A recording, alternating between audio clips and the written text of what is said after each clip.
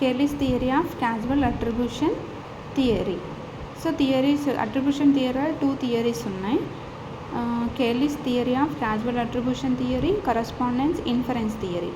So casual attribution థియరీనే మనం covariation model అని కూడా అంటాం.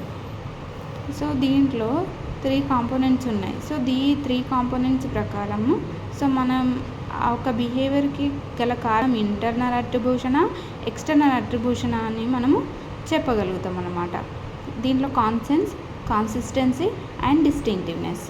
సో ఇక్కడ Kelly's attribution theory is a way to understand how people think about the causes of events and the behavior.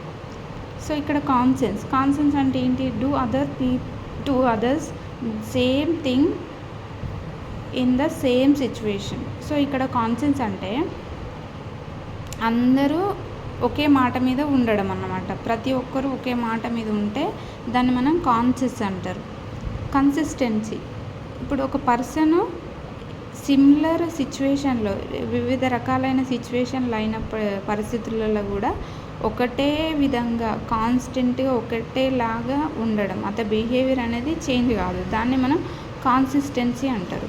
ఇక్కడ distinctiveness అంటే ఏంటిది?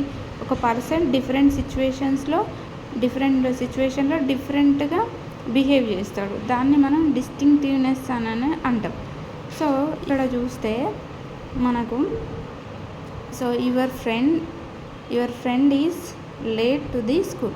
సో మనం చూద్దాం ఒకసారి చూడండి. నీ ఫ్రెండ్ కనుక సరే ఎవరైనా స్కూల్కి ఒక స్టూడెంట్ లేట్గా వస్తున్నాడు అనుకోండి. So that is one of the example. So అతనితో పాటు అందరూ లేటుగా వస్తుందంటే కాన్షియస్ అనేది అంటే అందరూ ఒకటే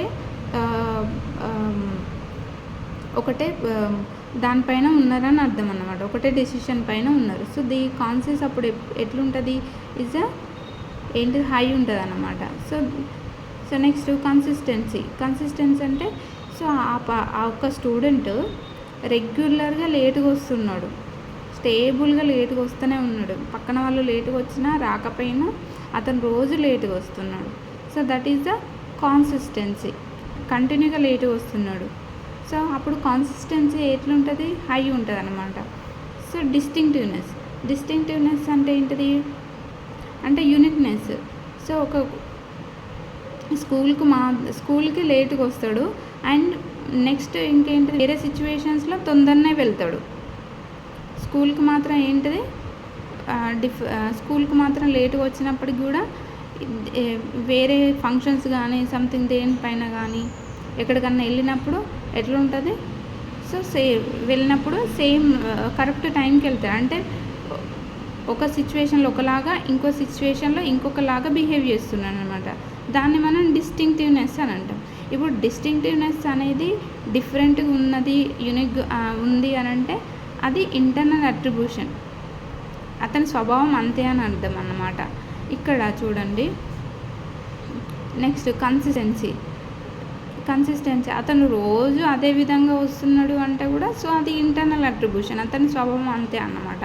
ఇక్కడ కాన్సెన్స్, సో అందరితో పాటు ఈయన వస్తున్నాడు అని అంటే సంథింగ్ ఏదో కన్ఫర్మిటీ ఎఫెక్ట్ చేస్తుంది, సోషల్ ఇన్ఫ్లుయెన్స్ చేస్తుంది కాబట్టి so that is the external attribution. So మనం బిహేవియర్ని బట్టి అంటే కాన్సిస్టెన్సీ అండ్ డిస్టింక్టివ్నెస్ని బట్టి దట్ ఈజ్ ద ఇంటర్నల్ అట్రిబ్యూషనా ఎక్స్టర్నల్ అట్రిబ్యూషనా అని మనము చెప్పడం జరుగుతుంది అన్నమాట ఈ కెల్లీస్ థియరీ క్యాజువల్ అట్రిబ్యూషన్ ద్వారా. సో ఈ కెల్లీస్ థియరీ క్యాజువల్ అట్రిబ్యూషన్ థియరీని మనము కోవేరియేషన్ మోడల్ అని అంటాం. సో దీంట్లో 3 ఫ్యాక్టర్స్ ద్వారా మనము బిహేవియర్ అనేది ఇంటర్నల్ అట్రిబ్యూషనా ఎక్స్టర్నల్ అట్రిబ్యూషనా అనేది మనం చెప్పడం అనేది జరుగుతుంది అన్నమాట.